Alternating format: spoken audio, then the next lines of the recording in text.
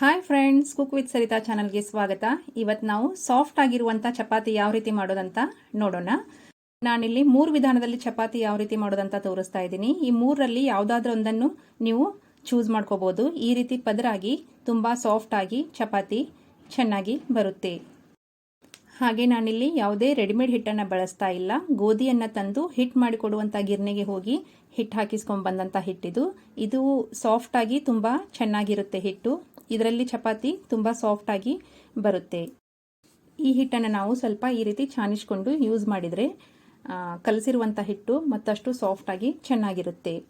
ಹಾಗೆ ಅದರಲ್ಲಿರುವಂಥ ಏನು ಹೇಳ್ತಾರೆ ಅದು, ನಾವು ಇದನ್ನು ತೌಡು ಅಂತ ಹೇಳ್ತೀವಿ, ಅದು ಅಥವಾ ಹೊಟ್ಟು ಅಂತಲೂ ಹೇಳ್ಬೋದು. ಇದನ್ನು ತೆಗೆದುಬಿಟ್ಟು ಈಗ ನಾನು ಅದಕ್ಕೆ ಸ್ವಲ್ಪ ಉಪ್ಪನ್ನು ಸೇರಿಸ್ಕೊಂಡು 1 ಟೀ ಸ್ಪೂನ್ದಷ್ಟು ಎಣ್ಣೆಯನ್ನು ಸೇರಿಸ್ಕೊಂಡು ಅದನ್ನು ಚೆನ್ನಾಗಿ ಮಿಕ್ಸ್ ಮಾಡ್ಕೊಳ್ತೀನಿ. ಅದಾದ ನಂತರ ಅದಕ್ಕೆ ಸ್ವಲ್ಪ ನೀರನ್ನು ಹಾಕ್ತಾ ಗೋಧಿ ಹಿಟ್ಟನ್ನು ನಾವು ಚೆನ್ನಾಗಿ ಸಾಫ್ಟಾಗಿ ನಾದ್ಕೊಳ್ಬೇಕಾಗುತ್ತೆ. ನೋಡಿ, ಈ ರೀತಿ ಸ್ವಲ್ಪ ನೀರನ್ನು ಹಾಕ್ತಾ ಅದನ್ನು ಚೆನ್ನಾಗಿ ಮಿದ್ದಿ ನಾದ್ಕೊಳ್ಬೇಕು. ನೋಡಿ, ಈ ರೀತಿ ಚೆನ್ನಾಗಿ ಮಿದ್ದಿ ನಾದೋದ್ರಿಂದ ಹಿಟ್ಟು ಅಥವಾ ಕನಕ ತುಂಬ ಸಾಫ್ಟಾಗಿ ಚೆನ್ನಾಗಿ ಬರುತ್ತೆ. ನೋಡಿ, ಈಗ ಕನಕ ನಾದ್ಕೊಂಡು ರೆಡಿಯಾಗಿದೆ. ಈ ರೀತಿ ಸಾಫ್ಟಾಗಿ ಇದ್ದರೆ ಚಪಾತಿ ತುಂಬ ಚೆನ್ನಾಗಿರುತ್ತೆ. ಈಗ ನಾನು ಇದಕ್ಕೆ 1 ಟೀ ಸ್ಪೂನ್ದಷ್ಟು ಎಣ್ಣೆಯನ್ನು ಸವರಿ ಒಂದು 15ರಿಂದ 20 ನಿಮಿಷ ನೆನೆಯಲಿಕ್ಕೆ ಬಿಡ್ತೀನಿ. ನಿಮ್ಮ ಹತ್ರ ಜಾಸ್ತಿ ಟೈಮ್ ಇದ್ದರೆ ಒಂದು ಅರ್ಧ ಗಂಟೆವರೆಗೂ ನೆನೆಸ್ಕೊಂಡ್ರೆ ಚಪಾತಿ ಮತ್ತಷ್ಟು ಸಾಫ್ಟಾಗಿ ಚೆನ್ನಾಗಿರುತ್ತೆ. ನಾನೀಗ ಒಂದು 20 ನಿಮಿಷ ನೆನೆಸ್ಕೊಂಡಾಗಿದೆ. ಈಗ ಇದನ್ನು ಎಲ್ಲನೂ ಚೆನ್ನಾಗಿ ಮಿದ್ಕೊಂಡು ಒಂದು ಮೀಡಿಯಮ್ ಸೈಜ್ನಲ್ಲಿ ಉಳ್ಳಿಗಳನ್ನು ಮಾಡಿ ಇಟ್ಕೊಳ್ತೀನಿ. ನೋಡಿ, ನಾನಿಲ್ಲಿ ಈ ಸೈಜ್ನಲ್ಲಿ ಉಳ್ಳಿಗಳನ್ನಾಗಿ ಮಾಡಿ ಇಟ್ಕೊಳ್ತಾ ಇದ್ದೀನಿ. ನಿಮಗೆ ಯಾವ ಸೈಜ್ನಲ್ಲಿ ಬೇಕೋ ಆ ಸೈಜ್ನಲ್ಲಿ ನೀವು ಉಳ್ಳಿಗಳನ್ನು ಮಾಡಿ ಇಟ್ಕೊಳ್ಬಹುದು. ಹಾಗೆ ಫ್ರೆಂಡ್ಸ್, ನೀವಿನ್ನೂ ನಮ್ಮ ಚಾನಲ್ನ ಸಬ್ಸ್ಕ್ರೈಬ್ ಮಾಡದೆ ನೋಡ್ತಾ ಇದ್ದರೆ ಪ್ಲೀಸ್ ಸಬ್ಸ್ಕ್ರೈಬ್ ಮಾಡ್ಕೊಳ್ಳಿ. ಜೊತೆಗೆ ಈ ರೆಸಿಪಿ ಹೇಗೆ ಅನಿಸ್ತು ಅಂತ ಕಮೆಂಟ್ ಮಾಡಿ ತಿಳಿಸಿ. ನೋಡಿ, ನಾನಿಲ್ಲಿ ಎಲ್ಲ ಉಳ್ಳಿಗಳನ್ನು ಮತ್ತು ಅದಕ್ಕೆ ಹಚ್ಚಲಿಕ್ಕೆ ಹಿಟ್ಟು, ಎಣ್ಣೆ ಎಲ್ಲವನ್ನು ರೆಡಿ ಮಾಡಿ ಇಟ್ಕೊಂಡಿದ್ದೀನಿ. ನಾನೀಗ ಫಸ್ಟ್ ವಿಧಾನದಲ್ಲಿ ಚಪಾತಿ ಮಾಡುವಂಥ ಶೀಟ್ ತಗೊಂಡಿದ್ದೀನಿ. ಈಗ ಅದರ ಮೇಲೆ ಒಂದು ಓವಲ್ ಶೇಪ್ನಲ್ಲಿ ಸ್ವಲ್ಪ ಉಳ್ಳೆನ ಲಟ್ಟಿಸ್ಕೊಂಡು ಅದಕ್ಕೆ ಎಣ್ಣೆ ಹಚ್ಕೊಂಡು ಸ್ವಲ್ಪ ಹಿಟ್ಟು ಹಚ್ಕೊಂಡು ಒಂದು ಸಲ ಮತ್ತು ಇನ್ನೊಂದು ಸಲ ಈ ರೀತಿ 2 ಸಲ ಮಡಿಚ್ಕೊಂಡು ಸ್ವಲ್ಪ ಲಟ್ಟಿಸ್ಕೋಬೇಕು. ಈ ರೀತಿ ಸ್ವಲ್ಪ ದೊಡ್ಡದಾಗಿ ಲಟ್ಟಿಸ್ಕೊಂಡ್ಮೇಲೆ ಅದಕ್ಕೆ ಈಗ ಸ್ವಲ್ಪ ಚೆನ್ನಾಗಿ ಎಣ್ಣೆ ಸವರ್ಕೋಬೇಕು. ಈ ರೀತಿ ಚೆನ್ನಾಗಿ ಎಣ್ಣೆ ಸವರ್ಕೊಂಡ್ಮೇಲೆ ಅದನ್ನು ತಿರುವಿ ಹಾಕೊಂಡು ಅದನ್ನು ಈ ರೀತಿ ಸೈಡ್ಗೆ ಲಟ್ಟಿಸ್ಕೊಳ್ತಾ ಬರಬೇಕು. ನಾವು ಮಧ್ಯ ತುಂಬ ಲಟ್ಟಿಸ್ಕೊಳ್ಬಾರ್ದು. ಸೈಡ್ ಲಟ್ಟಿಸ್ಕೊಳ್ತಾ ಹೋದರೆ ಮಧ್ಯ ಕೂಡ ತಾನೇ ತೆಳುವಾಗಿ ಈಕ್ವಲ್ ಆಗಿ ಸ್ಪ್ರೆಡ್ ಆಗಿ ತೆಳುವಾಗುತ್ತೆ. ಈಗ ಇದನ್ನು ತವೆಗೆ ಹಾಕೋದು ಕೂಡ ತುಂಬ ಸುಲಭ. ತವೆ ಕಾದಂಥ ತವೆಗೆ ನಾವು ಈ ರೀತಿ ಸ್ವಲ್ಪ ಅದನ್ನು ಹಿಡಿದು ಕೆಳಗೆ ಮೇಲೆ ಶೀಟ್ ಎತ್ತಿಬಿಟ್ರೆ ತಾನೇ ಚೆನ್ನಾಗಿ ತವೆ ಮೇಲೆ ಸ್ಪ್ರೆಡ್ ಆಗುತ್ತೆ. ನೋಡಿ, ಈ ರೀತಿ ಒಂದು 2-3 ಸೆಕೆಂಡ್ಗಳ ಕಾಲ ಬೇಯಿಸ್ಕೊಂಡು ಚಿಕ್ಕದಾಗಿ ಗೂಳೆ ಬಂದ ಮೇಲೆ ನಾವು ಅದನ್ನು ತಿರುವಿ ಹಾಕೊಳ್ಬೇಕು. ನೋಡಿ, ಈಗ ನಾನು ಇದನ್ನು ತಿರುವಿ ಹಾಕೊಂಡಿದ್ದೀನಿ. ಇನ್ನೊಂದು 2-3 ಸೆಕೆಂಡ್ ಕಾಲ ಬೇಯಿಸ್ಕೊಂಡು ಮತ್ತೆ ತಿರುವಿ ಹಾಕೊಳ್ಬೇಕಾಗುತ್ತೆ. ಈ ರೀತಿ ಮಾಡಿ ಎಲ್ಲ ಕಡೆನೂ ಚೆನ್ನಾಗಿ ಬೇಯಿಸ್ಕೊಳ್ಬೇಕು.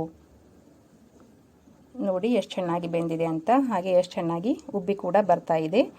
ಈ ರೀತಿ ಮಾಡೋದ್ರಿಂದ ಸಾಫ್ಟಾಗಿ ತುಂಬ ಚೆನ್ನಾಗಿರುತ್ತೆ ಚಪಾತಿ. ಈಗ ನಾನು 2ನೇ ಮೆಥಡ್ನಲ್ಲಿ ತೋರಿಸ್ತಾ ಇದ್ದೀನಿ. ಉಳ್ಳಿಯನ್ನು ಹಿಟ್ಟಿನಲ್ಲಿ 2 ಸೈಡ್ ಅದ್ದಿಕೊಂಡು ಈ ರೀತಿ ಸ್ವಲ್ಪ ಓವಲ್ ಶೇಪ್ನಲ್ಲಿ ಲಟ್ಟಿಸ್ತಾ ಇದ್ದೀನಿ. ಈಗ ಅದಕ್ಕೆ ಸ್ವಲ್ಪ ಎಣ್ಣೆಯನ್ನು ಹಚ್ಕೊಂಡು ಅದನ್ನು ಸ್ವಲ್ಪ ಹಿಟ್ಟಿನಲ್ಲಿ ಅದ್ದಿ ಈ ರೀತಿ 2 ಸಲ ಮಡಿಚ್ಕೊಳ್ಬೇಕು. ಈಗ ಇದನ್ನು ಸ್ವಲ್ಪ ದೊಡ್ಡದಾಗಿ ಲಟ್ಟಿಸ್ಕೊಂಡು ಮತ್ತೆ 2 ಸೈಡು ಹಿಟ್ಟಿನಲ್ಲಿ ಅದ್ದಬೇಕಾಗುತ್ತೆ. ಈ ರೀತಿ 2 ಸೈಡ್ ಹಿಟ್ಟನ್ನು ಹಚ್ಕೊಂಡು ಅದನ್ನು ಚೆನ್ನಾಗಿ ಸೈಡ್ ಲಟ್ಟಿಸ್ಕೊಳ್ತಾ ಹೋಗಬೇಕು. ಈ ರೀತಿ ನಾವು ಸೈಡ್ ಲಟ್ಟಿಸ್ಕೊಳ್ತಾ ಹೋದರೆ ಅದು ತಾನಾಗೇ ಈಕ್ವಲ್ ಆಗಿ ದೊಡ್ಡದಾಗ್ತಾನೂ ಕೂಡ ಹೋಗುತ್ತೆ, ಹಾಗೆ ತೆಳುನೂ ಆಗುತ್ತೆ. ಈ ರೀತಿ ನಮಗೆ ಯಾವ ಸೈಜ್ನಲ್ಲಿ ಬೇಕೋ ಆ ಸೈಜ್ನಲ್ಲಿ ನಾವು ಚಪಾತಿಯನ್ನು ಲಟ್ಟಿಸ್ಕೊಳ್ಬಹುದು. ಹೊಸದಾಗಿ ಕಲಿಯೋರಾದರೆ ಮೊದಲು ಚಿಕ್ಕದಾಗಿ ಮಾಡಿ ಪ್ರಾಕ್ಟೀಸ್ ಮಾಡ್ಬೋದು. ಈಗ ನೋಡಿ ಎಷ್ಟು ಚೆನ್ನಾಗಿ ಚಪಾತಿ ರೆಡಿಯಾಗಿದೆ. ಈಗ ನಾನು ಕಾದಂಥ ತವೆಗೆ ಸ್ವಲ್ಪ ಎಣ್ಣೆ ಸಿಡಿಸ್ಕೊಂಡು ಈ ಚಪಾತಿಯನ್ನು ಅದರ ಮೇಲೆ ಹಾಕೊಳ್ತೀನಿ. ನಾನಿಲ್ಲಿ ಶೀಟ್ ಮೇಲೆ ಮಾಡಿದಂಥ ಚಪಾತಿಗೆ ತವೆಗೆ ಎಣ್ಣೆ ಹಚ್ತಾ ಇಲ್ಲ, ಬರೀ ಹಿಟ್ಟು ಹಚ್ಚಿ ಮಾಡಿದಂಥ ಚಪಾತಿಗೆ ಮಾತ್ರ ಎಣ್ಣೆ ಹಾಕ್ತಾ ಇದ್ದೀನಿ. ಈ ರೀತಿ ಮೇಲೆ ಸ್ವಲ್ಪ ಎಣ್ಣೆ ಹಾಕ್ಕೊಂಡು ಅದನ್ನು ಚೆನ್ನಾಗಿ ಎರಡು ಸೈಡನ್ನು ಬೇಯಿಸ್ಕೊಳ್ಬೇಕು. ಈ ರೀತಿ ಚಿಕ್ಕ ಚಿಕ್ಕ ಗುಳೆ ಬಂದಮೇಲೆ ಅದನ್ನು ನಾವು ತಿರುವಿ ಹಾಕ್ಕೊಳ್ಬೇಕು. ಈಗ ಮತ್ತೆ ಒಂದು 3 ರಿಂದ 4 ಸೆಕೆಂಡ್ಗಳ ಕಾಲ ಬೇಯಿಸ್ಕೊಂಡು ಅದನ್ನು ಮತ್ತೆ ತಿರುವಿ ಹಾಕ್ಕೊಳ್ಬೇಕು. ಈ ರೀತಿ ಒಂದು ಸ್ಪೂನ್ ಸಹಾಯದಿಂದ ನೀವು ಸೈಡನ್ನೆಲ್ಲ ಒತ್ತಿ ಚೆನ್ನಾಗಿ ಚಪಾತಿ ಬೇಯಿಸ್ಕೊಳ್ಬೇಕು. ನೋಡಿ ಎಷ್ಟು ಚೆನ್ನಾಗಿ ಚಪಾತಿ ಬಂದಿದೆ ಅಂತ.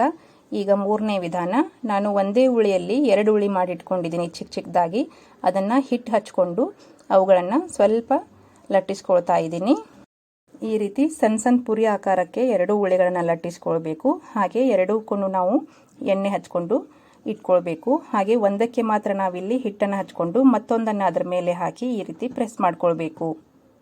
ಈಗ ಇದನ್ನು ಸ್ವಲ್ಪ ದೊಡ್ಡದಾಗಿ ಲಟ್ಟಿಸ್ಕೊಂಡು ಇದಕ್ಕೂ ಕೂಡ ನಾವು 2 ಸೈಡ್ ಹಿಟ್ಟು ಹಚ್ಕೊಂಡು ಚಪಾತಿಯನ್ನು ಲಟ್ಟಿಸ್ಕೊಳ್ಬೇಕು.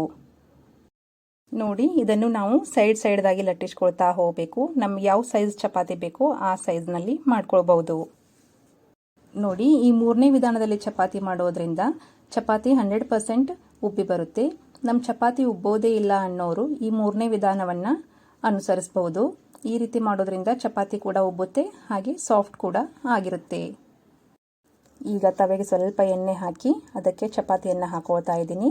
ಗ್ಯಾಸ್ ಫ್ಲೇಮನ್ನು ಜೋರಾಗಿ ಇಟ್ಕೊಂಡು ಚಪಾತಿಗೆ ಮೇಲೆ ಸ್ವಲ್ಪ ಎಣ್ಣೆ ಹಾಕ್ತಾ ಇದ್ದೀನಿ. ಅದಕ್ಕೆ ಮೇಲೆ ಸಣ್ಣ ಸಣ್ಣ ಗುಳಿಗಳು ಬಂದ ಮೇಲೆ ಅದನ್ನು ನಾವು ತಿರುವಿ ಹಾಕೊಳ್ಬೇಕು. ಈಗ ನೋಡಿ, ಚಪಾತಿಯನ್ನು ತಿರುವಿ ಹಾಕ್ಕೊಂಡಿದ್ದೀನಿ. ಚಪಾತಿ ಯಾವ ರೀತಿ ಉಬ್ತಾ ಇದೆ ಅಂತ ನೀವು ನೋಡ್ಬೋದು.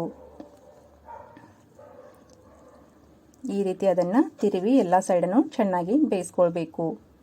ನೋಡಿ, ಈ ರೀತಿ ಮಾಡಿಕೊಂಡ್ರೆ ಸಾಫ್ಟ್ ಆಗಿರುವಂಥ ಚಪಾತಿ ರೆಡಿ.